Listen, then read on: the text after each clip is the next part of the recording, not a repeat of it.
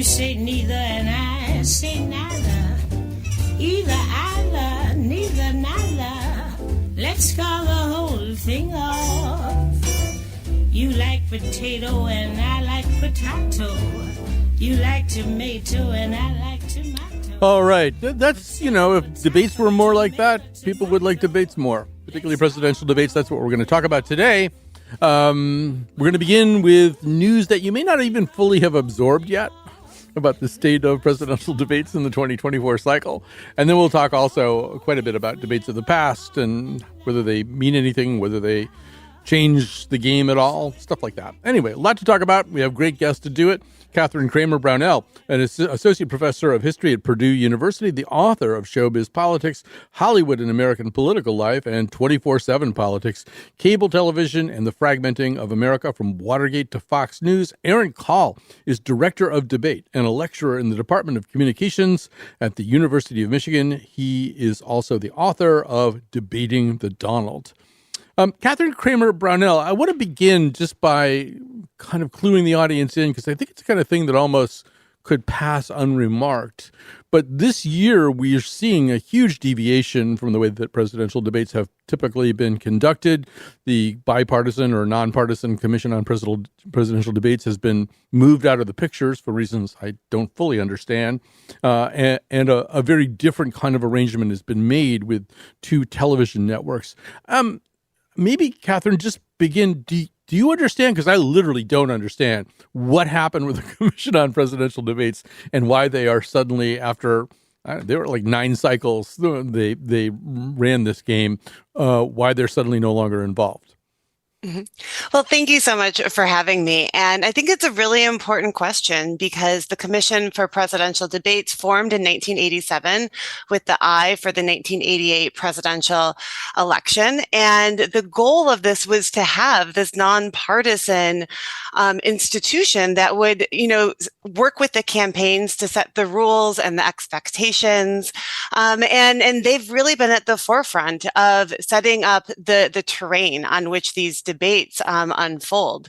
And so I do not know why they are not involved this year, but it does give the campaigns more of an ability to negotiate directly with the networks. And so, maybe there is an appeal to that they can kind of go directly. I think it shows that these are media-driven events, right? And it kind of maybe even eschews that facade that they're about informing the public, and it's very much about this media spectacle. And that's something that has really developed as the debates have developed. They have become these events that are very focused on, creating this media conflict between the two campaigns, but they're very packaged. Voters don't necessarily learn a lot that's new about the candidates during these campaigns. And we'll come back to that idea because it's an important one too. But Catherine, I just want to stay with you for a second and say, typically in the primaries, networks can arrange their own debates with their own moderators, and it really becomes kind of a network event, whoever's got that. But with the commission, with general election presidential debates, there's kind of always been a sense, well, no, it's the people's debate. It's everybody's debate. It doesn't belong to a network. And this is a little weird, too. CNN has the first one. It's going to be in their Atlanta studios. It's June 27th, by the way. It's 2 weeks away. I think most people have not started paying attention to this. But this is kind of weird, too, right? I mean, it's great for CNN. CNN is wheezing right now. They need a shot of adrenaline in the heart. They have said that they will share this stuff with any network that wants to air it or stream it. But it's a pretty big advantage. I mean, CBS has to decide to have Jake Tapper on, which is maybe something CBS doesn't want to do. Yeah, well, and the fact that the timing is so important too, as you mentioned, it's before the conventions. Generally, they are officially not the nominees until the conventions. And so I think that's really significant that generally these debates take place after the conventions, after they are formally the nominees of each party. And so I think that timing is really significant as well. So we need to talk a little bit more about the nature of these debates. Aaron, before we'll play a clip from 2020 to remind people how horrifyingly bad this has gotten. But Aaron, there's some things that are going to be different also. One of them will be no audience. That actually might be an improvement. I'm wondering what you think, but I sort of have felt in the recent past that the audience doesn't necessarily help us very much with kind of understanding the debate or what its dynamics are. Yes, thanks for having me on as well. Yeah, I think the lack of an audience will be a benefit in kind of a change of the dynamic of the debate, especially in the last few cycles. Audiences have been coming more part of the debate than they probably should be, more audible. The size of the crowds are becoming larger, and it just makes the moderator's job that much more difficult, having to both worry about asking and answering questions from the candidates and controlling the audience. So that should definitely be easier for Dana Bash and Jake Tapper, and just should lead to a more substantive debate overall. Because in theory, for the 90 minutes, there'll be more time with less interruptions, can be more focused on important issues, and so it's going to kind of return debate to its initial form, the Kennedy versus Nixon 1960 series of debates. And so even though it's many decades later, kind of moving back to the more pure traditional form of presidential debates. And it'll be interesting to see what that's like compared to those really formative and important debates from the early 1960s. Yeah, I think also taking the audience out of the equation, it may, based on what we've seen in the past, I would think it might help Biden a little bit over Trump. Trump's pretty good at exploiting an audience. Near the end of the show today, we're going to play, you guys will be gone, but we're going to play a clip of the "such a nasty woman" remark in 2016. And what had happened actually was that Clinton had said something that kind of got a laugh from the audience about, like, whether Donald Trump ever even pays his taxes. And as she's getting this laugh, he does the "such a nasty woman" thing, and he gets a much louder reaction. And so I'm assuming, Aaron, that in a way, probably it helps Biden a little bit to take whatever kind of Trumpy qualities of the audience out of the equation. I think it'll cut several different ways. The commission had kind of been pretty constant on this, two more traditional debates and then a town hall style that allowed for, audience participation and questions. So, we won't have the kind of Trump memes when he was circling Hillary Clinton in that event in 2016. People getting famous from the audience. I think Ken Bone was one of the questioners that year. So we're taking those dynamics out of it. So I think it'll be tougher on both of the candidates, because one of the things with the audience reaction, as you mentioned, Trump probably is better at feeding off of it, but it at least provides both candidates some immediate feedback in terms of how others think they're doing. Now the candidates are going to be in the dark for 90 minutes and really not knowing in the end until the conclusion of the debate how it went overall and how some different reactions were. So kind of both candidates are going to have to lean upon their instincts in terms of whether or not things are going well.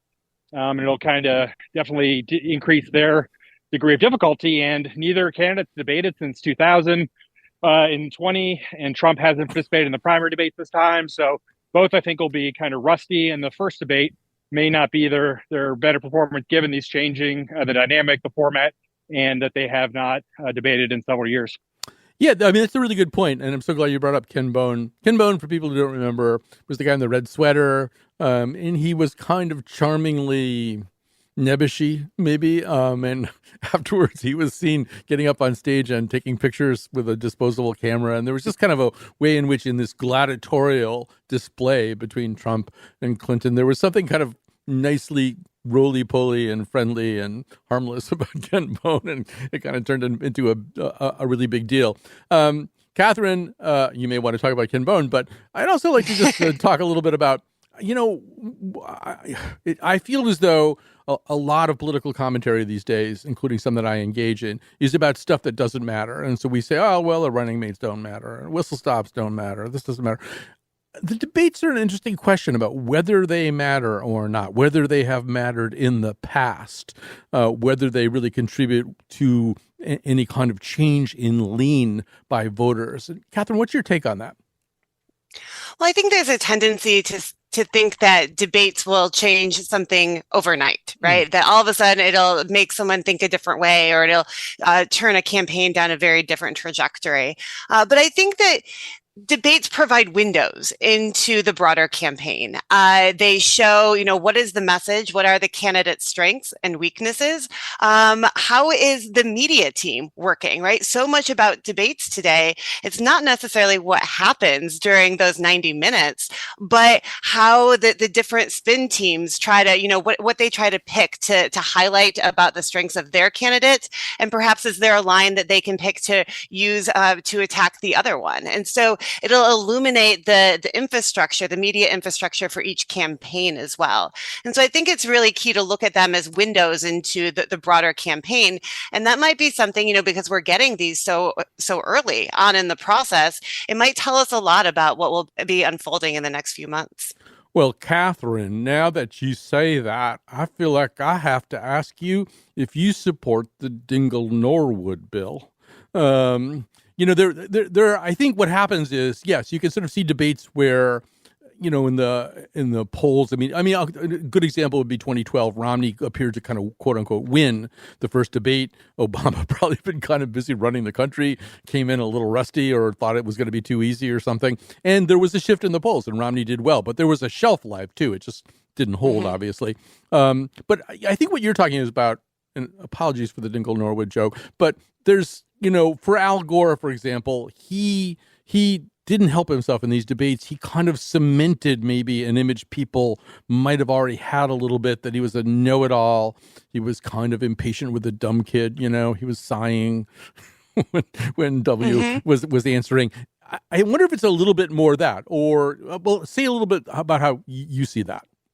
Well, I think that, those moments that kind of become iconic, right? The looking at the watch, right? Or the there you go again, like these lines that we use to talk about a broader campaign. It's exactly what you said. It encapsulates the broader message or a broader issue with a particular candidate. We talk a lot about different gaffes that have been, at play in these debates over the years, but they only really resonate when, as you mentioned, it's already an issue, right? It's already a concern that's out there, and it seemed to really crystallize in this particular moment on a debate. Okay, I want to go to a couple of clips here, but before we do this, Aaron, I'm also wondering, it is possible, I think, that one of the reasons that the Commission for Presidential Debates got cut out of this process is both candidates are probably a little bit uncomfortable with the idea of Robert F. Kennedy Jr. joining them on stage, kind of creating a wild card scenario, maybe bringing up some stuff that, either candidate might prefer not to have. I'm wondering what your thoughts are about that. Yeah, I think that, the Commission in some ways kind of outlived their shelf life. I mean, before them, we had the League of Women Voters. And during the last few cycles, they kind of alienated multiple campaigns and candidates. Biden campaign didn't like how they handled Trump and his family and COVID at the Cleveland debate in 2000. The Republican National Committee and Trump thought that there were too many people on the commission that were kind of like never Trumpers and just never supported him, thought they were biased, and some of the moderators they chose during the last cycle were biased. So kind of had a unique combination of candidates that really didn't have any use for the commission. So they decided to kind of get together in secret talks for weeks or months before the announcement and go and cut them out of the process and just go directly to the media networks. But I think the third party could have also been a reason. I mean, we haven't had third party participation since Perot in 1992, and the threshold has been very high, 15%, and 270 electoral votes, the chance to win those. So no, I don't think either Biden or Trump campaigns want Kennedy to be on the stage because he's a wild card. Just like with the polling, nobody knows how he's going to impact this race. And so having him on the stage, and if there are different questions about vaccines or other things, neither of the campaigns kind of know what that could do in a very close election. And so just eliminate that risk. And by getting together, negotiating directly with the media networks, then that makes it less likely that he will appear. And it's ironic. I mean, there's some polls 3 or 4 polls where he may kind of meet the threshold, but it will be very difficult meeting the 270 electoral vote threshold because a lot of those states don't make the decisions about who's on the ballot until after these debates are going to be over, at least the first debate. And while it seems like the networks are making exceptions for presumptive nominees, Biden and Trump, they're not, kind of willing to say, well, what do we think the different states are going to have Kennedy eventually on the ballot? So no, I think that kind of eliminating the commission, negotiating directly with the networks, one of the advantages was making it a 2-person debate because both campaigns kind of want this election to be a referendum on the other person. And so a 2-person debate kind of fits with that narrative. All right, let's take a quick, possibly PTSD triggering a trip down memory lane. This is the first 2020 debate. Chris Wallace is moderating to the extent that anything that happens here can be moderated. And obviously the two candidates are Trump and Biden. A1, Kat. He still hasn't even acknowledged that he knew this was happening, knew how dangerous it was going to be back in February, and he didn't even tell you. He's on record as saying it. He panicked or he just looked at the stock market. One of the two, because guess what? A lot of people died, and a lot more are going to die unless he gets a lot smarter, a lot quicker. So, Mr. President? Did you use the word smart? So you said you went to Delaware State, but you forgot the name of your college. You didn't go to Delaware State. You graduated either the lowest or almost the lowest in your class. Don't ever use the word smart with me. Don't ever use that word. Oh, give me a break. Because you know what? There's nothing smart about you, Joe. 47 years, you've done nothing. Let's have this debate. And if you would have had, let me just tell you something, Joe. No, if you would have had the charge of what I was put through, I had to close the greatest economy in the history of our country. And by the way, now it's being built again. See, and we're it's going going Get up to the fast. economy in the next segment, sir. Okay. So, Catherine, just react, Catherine. It takes me back to 2020, that's for sure. And I think, it kind of speaks to the challenge of moderators and the speaking. I think that's going to be something that I'll definitely be watching for with these debates. Is there an opportunity to prevent them from talking over one another? And so some of the rules for those types of engagement and delivery will be really interesting to see what's developed. Aaron, one more question before we grab a break here. One of the sort of, rituals or sub-rituals that's kind of built into this whole process is, in fact, the idea of declaring a winner. So-and-so won the debate. Actually, you mentioned 92. There were a lot of people who felt that Perot won all of the debates that he was in. But maybe say a little bit about like who gets to decide or whether there's an obvious way to judge who has won a debate, Aaron. No, I think it's probably one of the more frustrating things about debate is kind of the subjective nature. When we kind of do academic debates, you have decisions and sometimes you just don't agree with them. But, ultimately, those that are deciding try to eliminate their biases and make a neutral decision. But, sometimes you just are going to disagree. And so it's very difficult to determine the winners of these debates. A lot of the networks, they try their best and they try to do some scientific polling at the end of the debates to see kind of, who won, who lost, who are you supporting before the debate, and now did it change your mind? But as was previously been stated, the debates don't change a lot of minds. The ratings are large. Tens of millions of people watch the debates, but for the most part, a lot of the people that tune in are tuning in as fans and kind of to root for a candidate they're going to vote for inevitably, no matter who actually wins or loses the debates. But sometimes we've had debates were pretty decisive. The Romney defeated Obama in the first debate in 2012, but the next two, Obama did much better. The Cleveland debate that we've been talking about in 2020, all the polling that I saw after that debate thought that Biden definitively won, and it provided some tremendous amount of momentum for his campaign. And really, he never looked back after that first debate in September. And so in very close elections, things in a debate that move the needle or change the kind of the subject, what everyone's talking about, fundraising, can make a big difference. You talked about the Gore Bush debates in 2000. That election was decided by less than 1,000 votes in one state. This election in 2024 could be just thousands of votes in a state or a handful of states. So they don't need to make a big impact to still have large role in a very close election as the country remains very divided and polarized. Yeah, we should say that, I mean, one thing you can rely on is that each campaign will claim that its candidate won. Trump claimed he won the second debate. That was the one where he paced around the stage with Hillary Clinton in 2016 in a landslide in, he said, every poll. That was found to be false by the fact-checking entity PolitiFact, which noted that not only did Trump not win by a landslide margin, he didn't win any of the polls after the debate. Ultimately, of course, he won that election. All right, let's grab a quick break. Both of our guests are going to be back right after the proverbial this. You could do, I could do better. I can do anything better than you. No, you can't. Yes, I can. No, you can't. Yes, I can. No, you can't. Yes, I can. Yes, I can. Anything you can be, I can be greater. Sooner or later, I'm greater than you. No, you're not. Yes, I am. No, you're not. Yes, I am. No, you're not. Yes, I am. Yes, I am. I can shoot a partridge with a single cartridge. I can get a sparrow with a bow and arrow. I can live on bread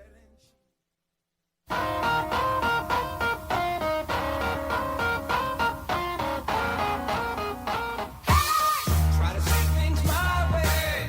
Do I have to keep on talking till I can't go on? Why you see it your way? And the risk of knowing that our love may soon be gone. We can work it out. All right, we're talking debates. We're talking presidential debates in particular with Catherine Kramer Brownell, Associate Professor of History at Purdue University, author of Showbiz Politics, Hollywood and American Political Life, and 24/7 Politics, Cable Television, and the Fragmenting of America from Watergate to Fox News. Aaron Call is Director of Debate and a lecturer in the Department of Communication at the University of Michigan. He is also the author of Debating the Donald. You know, Catherine, there's a clip that we have that we're not going to play because it's too long, but I think it makes an interesting point. It's from 1992. And one thing we should say about now is people kind of know Donald Trump and Joe Biden. They're not watching the debates to find out who these people are. But in 1992, the world didn't know Bill Clinton very well. There was the debate. You referenced the fact that earlier in the debate, George H.W. Bush had glanced at his watch, which is not a good idea. And then this woman asked a question kind of about as I recall, it was about how the economy was affecting her. And Bill Clinton kind of got his I feel your pain reputation. He took a couple of steps towards the woman and engaged with her and asked her some questions and handled the whole exchange in a very human way, as though he really saw and heard the person who was talking, which was not something that Bush 41 was particularly good at. Maybe you could say a little bit about that, how in some cases a candidate who's not as well known can really use the debate as a form of introduction to an audience. Mm-hmm.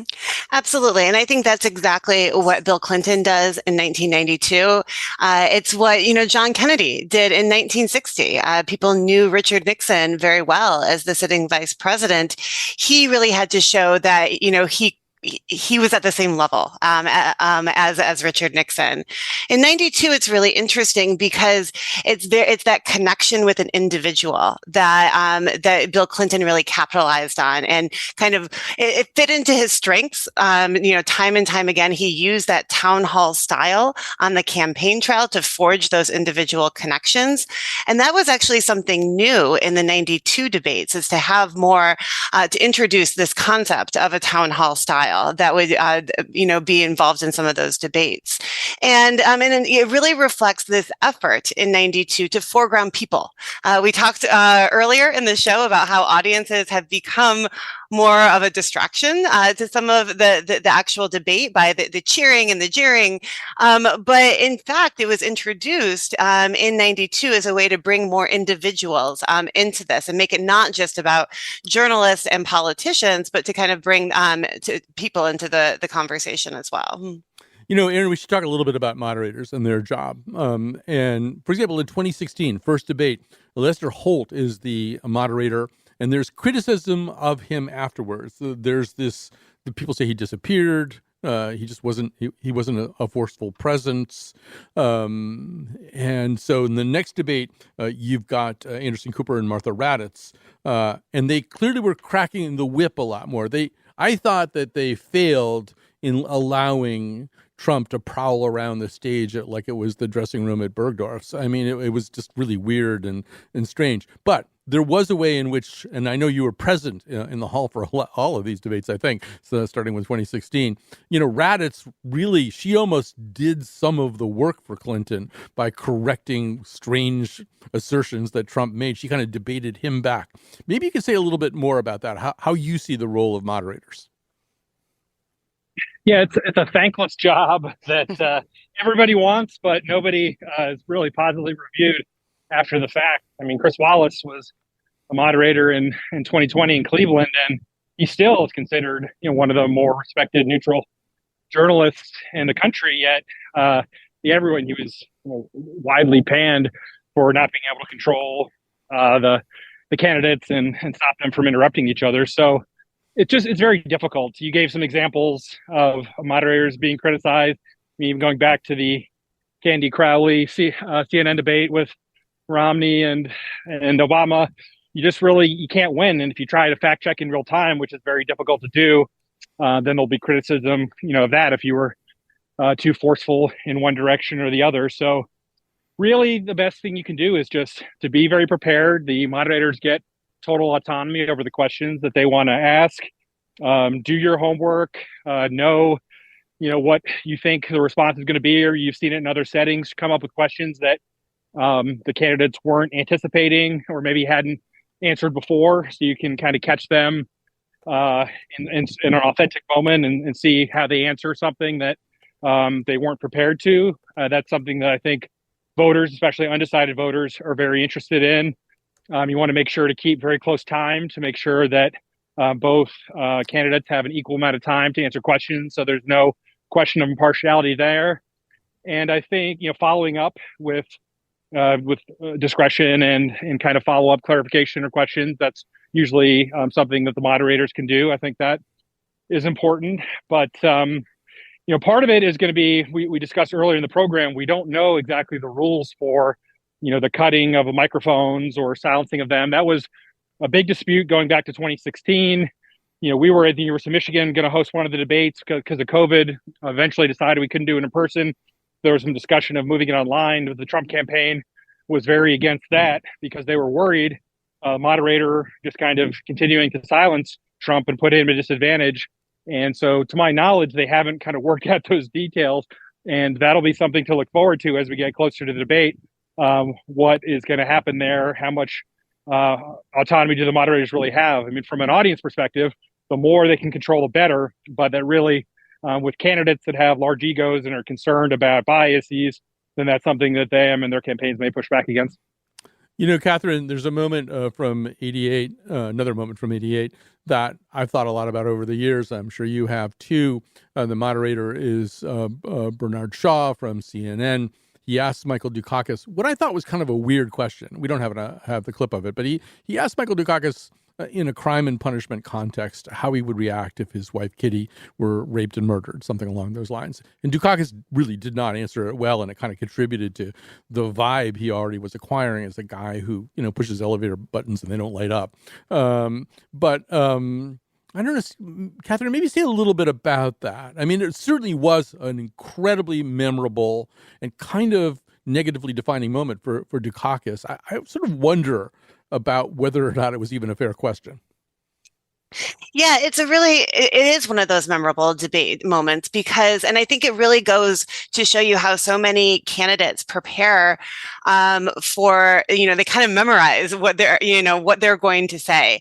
And I think he had his token response that he had prepared of how he was going to respond to some of this criticism about the furlough policy he had, or that he ran as governor in Massachusetts. And so he had his response. And I don't think he kind of took into account the broader question. And so it was to me, that's an example of kind of over preparing and not kind of going with the parameters of the conversation. And it showed him to not, be too manufactured and to not have, emotion and that he was just, this prepackaged image. Absolutely. So, Aaron, Catherine mentioned prep, and this is something that we don't see. you've seen a bit of it. I think you've been involved in some of it, but we basically don't know, except anecdotally, what happened. I think actually in the movie Game Change, there's quite a bit of stuff about prepping Sarah Palin for her debate. But maybe you could say a bit about that. She was talking about Dukakis maybe being over-prepped, not able to get into a spontaneous state of mind. Is there a way that you could just, for the benefit of the audience, kind of describe what debate prep is like? Sure. Yeah, I've had the opportunity to both be the kind of the stand-in and then also kind of coach the stand-in. And so, a prep is very, systematized. And one of the issues this year with the earlier timeline, June start, especially with Biden being overseas for multiple weeks for trips, it's really only going to be, maybe a week or 10 days of actual overall preparation. But for ideally, there'd be weeks or months in advance, just given the size of the audience and how important the debates are. But the most important thing with debates you can have is practice, kind of setting up an environment that is as close to what the debate is going to look like as possible, having a stand-in moderator, opponent, putting whether the podiums or table with chairs, however the setup is, get that, do the prep at the same time that the actual debate is going to occur at, 9 o'clock to 10:30 at night is different than if you're doing a practice debate at 9 o'clock in the morning, given your sleep patterns and things like that. And the first thing you try to do is think about what you think the questions are going to be. Follow the moderators on social media. Sometimes they give clues during interviews about what you think they're going to ask about, or they even solicit questions from their viewers and audience members of what to ask. So try to get your best idea of what you think you're going to be asked, what's in the news that particular day or week, or what the location of the debate is, what's kind of been the big local stories there. Those are likely going to come up in the debates. And then, just like with Dukakis, have your kind of stock answers ready. But I agree that you really need to, be able to pivot or meet the moment. In that instance, he could say, even though I'm, personally against the death penalty or, state-sponsored, death penalty violence, I would, want to kill the person myself, given if that's what happens. So when a question's personalized like that, you want to try to give the most personalized answers and be able to pivot from your talking points or kind of what you want to talk about, given, how that question's asked. So you want to make sure that you're, no, that's okay. That's okay. Well, we're almost out of time here. I want to just quickly get over to Catherine for a second and say, obviously, viral moments are what you're looking for. Though ideally they wouldn't be viral moments that worked against you, like Gerald Ford saying there's no Soviet domination of Eastern Europe or something like that. That turns into a viral moment. But there's a different kind of viral moment. And I hope I'm staying within the area of your expertise. I think I am. And that is, there's a lot of things that we quote unquote remember from debates that are actually from Saturday Night Live versions of debates. I mean, George W. Bush never said the word strategery. Will Ferrell said the word strategery. And there was that kind of amazing thing that they did of Bush and Dukakis with John Lovitz as Dukakis and of course, Dana Carvey as Bush. And he's like constantly claiming that he's used up all of his time. And Jan Hooks as Leslie Stahl goes, oh, no, you still have a minute and 20 seconds. And he goes, I'm sure I don't have that much. And finally, they get back to Dukakis, and she says, do you have any questions and any reaction to that? And John Lovitz goes, I can't believe I'm losing to this guy. But there's, Catherine, there's sort of, SNL has a way of kind of taking what we're thinking and then kind of cementing it a little bit more by making it indelibly comic. Mm-hmm. They absolutely. And I think that it's SNL kind of plays a significant role in this capacity, even though it's a late night entertainment show, because so much of the spin that comes out trying to frame certain things as positive or negative, it's coming from the different parties and coming from kind of that spin machinery of each campaign. SNL kind of jumps in and is another voice that commands the attention because people consume and watch it. And I think it can present an alternative point of view that can even make mockery of the spin machines themselves and how they're trying to use the debates to their advantage. So I think it speaks to kind of, the broader, that these are a broader cultural phenomenon as well, that they can kind of tap into and be fodder for late night entertainment.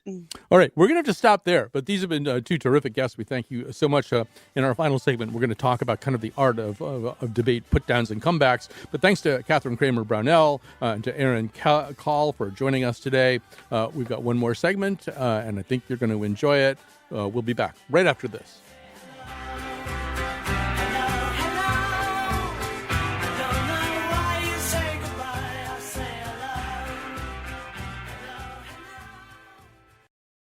Before we head into our final segment here, yes, we have to give credit where credit is due. That would include to Kat Pastor, our technical producer. The senior producer of the Colin McEnroe Show is Lily Tyson, and she produced this particular episode.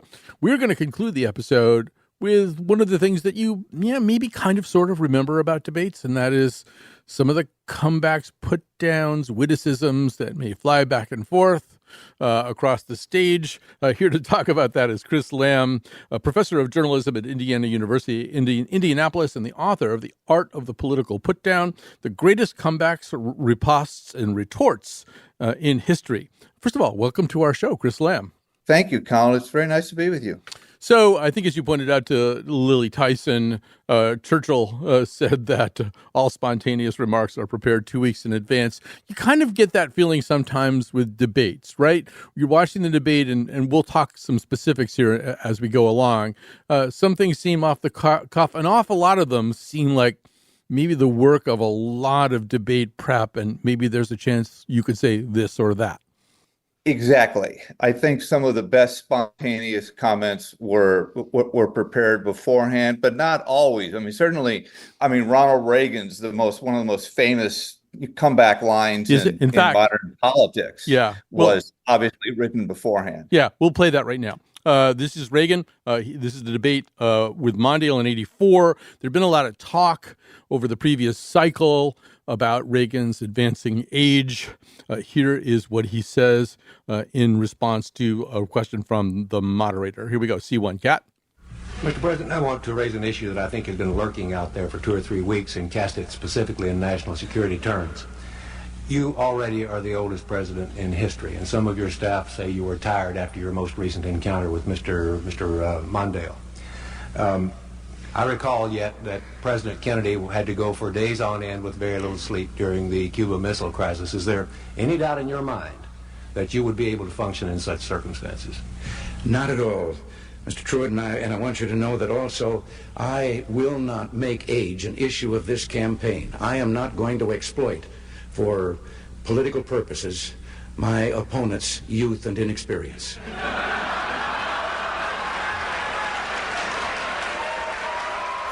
So, a couple of things about that. One thing we should note, Chris, is that Fritz Mondale is laughing too. He didn't see this coming, and it makes him laugh. Well, I think also Mondale, as he said later, beneath the laughter, I was crying because I knew the election was over. Yeah, it was probably over even before. That the issue of Reagan's age had gone away. Now imagine 40 years later that we're even discussing the age of a candidate. Huh? Yes, exactly. Well, and we'll get to that. But yeah, so that one feels like something that was worked on, maybe focus grouped, at least within the staff. This is something that you could almost hear Reagan making sure he lands this plane that he knows exists.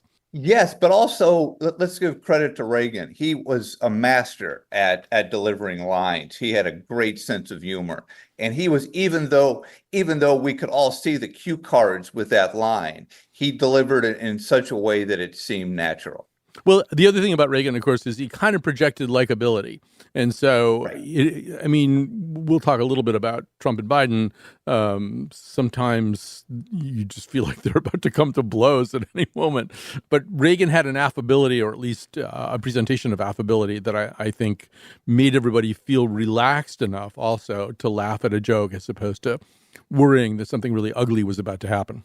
Yeah, you don't want to come off as mean-spirited, because that turns people away, although it hasn't seemed to hurt Trump. I mean, part of this is the idea of being self-deprecating, is the line that Abraham Lincoln in the Lincoln-Douglas debates, where Douglas calls Lincoln two-faced, and Lincoln says, "I leave it to my audience. If I had another face, would I wear this one?" Now you have to like somebody who does that. This is somebody we want to hang out with, and that's what Reagan did, and this is what Obama did, and this is what the real good masters of delivering these kind of spontaneous lines. Right. And self-deprecation often is a helpful thing, but you got to have the confidence to pull that off. You're speaking of Obama. I think he is somebody who didn't necessarily have to have a preloaded retort. Let's listen to a little clip from the 2008 presidential candidates debate. This is a primary debate where he's debating Hillary Clinton. This is C2 Cat. Senator Obama, you have Bill Clinton's former national security advisor, State Department policy director, and Navy secretary, among others, advising you. With relatively little foreign policy experience of your own, how will you rely on so many Clinton advisors and still deliver the kind of break from the past that you're promising voters? Well, I am. I want to hear that. Well, Hillary, I'm looking forward to you advising me as well.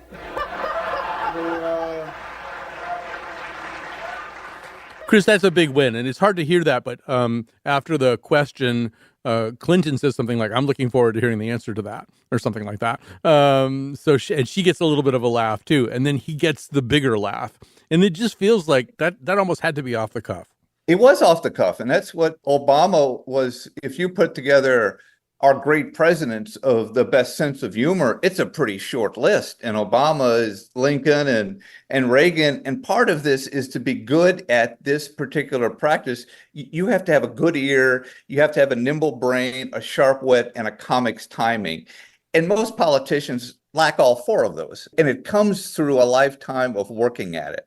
And when Obama delivers that, he demonstrates to the people, first of all, that he belongs on that stage. And he also sends, and that cackle of Hillary Clinton ends abruptly after Obama delivers that line. So we should talk about, I guess, maybe the most famous comeback in debate history. Oddly enough, it takes place in a vice presidential debate, which are not ordinarily kind of marquee events. It's so famous, it has really been just beaten to death, and we can talk a little bit about that. But yes, we're in 1988. Lloyd Bentsen is the vice presidential candidate, and of course, Dan Quayle is the Republican. And this, I don't even have to play the clip. Everybody already knows it, but here it goes. C3 Cat. I have as much experience in the Congress as Jack Kennedy did when he sought the presidency. Senator, I served with Jack Kennedy. I knew Jack Kennedy. Jack Kennedy was a friend of mine. Senator, you're no Jack Kennedy. You know, Chris, in 1988, we didn't talk about things going viral. This went viral, though.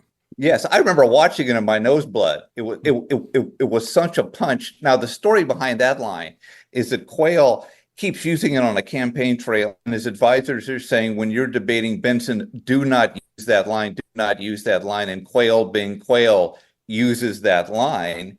And, you know, in the dog-eat-dog world of politics, nobody wants to end up on the Dan Quayle end of a fire hydrant. And we're still talking about this, 4 decades later, 3.5 decades later. It is amazing. I mean, it was incorporated into a West Wing episode. It's in about 10 This is in the George of the Jungle movie. I think the gorilla says, "I knew Jane Goodall. You're no Jane Goodall." I mean, it's like everywhere. It comes up in Britain, in Canada, in other countries. They use this trope. That's how well it's known. But it is basically, as you say, Quayle walking into a punch that would have been easy enough to duck. And Quayle doesn't recover from that. Now, we remember George Herbert Walker Bush won the election rather decisively, but Quayle basically, went on to end up on a witness relocation program. Nobody's really seen him since. Yeah. I mean, unsuccessful vice president candidates, people can't even name them. I often, just to be annoying, ask people who Mitt Romney's running mate was in 2012.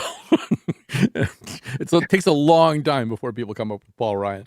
I remember the debate a few years ago when Mike Pence and Kamala Harris were debating, and a fly came and stuck on Mike Pence for a period of time. And afterwards, the pollers said that Harris won the debate, the fly finished second, and Pence finished third. So it's all these little things that we look, for in a story like that. I know. I think the fly wound up having like a Twitter account and stuff like that. It was just like, Yeah. but I mean, these things are so boring and inconsequential. The vice presidential debates. I think we're looking for anything that we can do with them.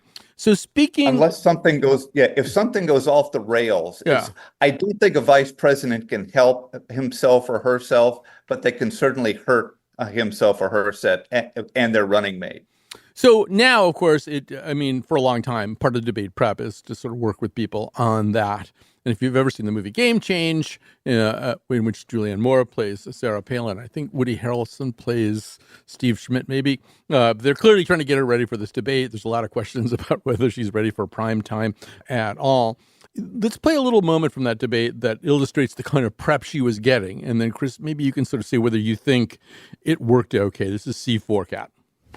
Say it ain't so, Joe. There you go again, pointing backwards again, though. You prefaced your whole comment with the Bush administration. Now, doggone it, let's look ahead and tell Americans what we have to plan to do for them in the future.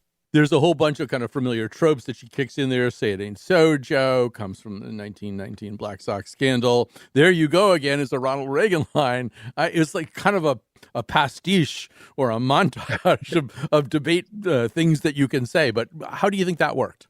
Well, the campaign was basically trying to teach a sloth how to be a firefighter. So they were very limited there.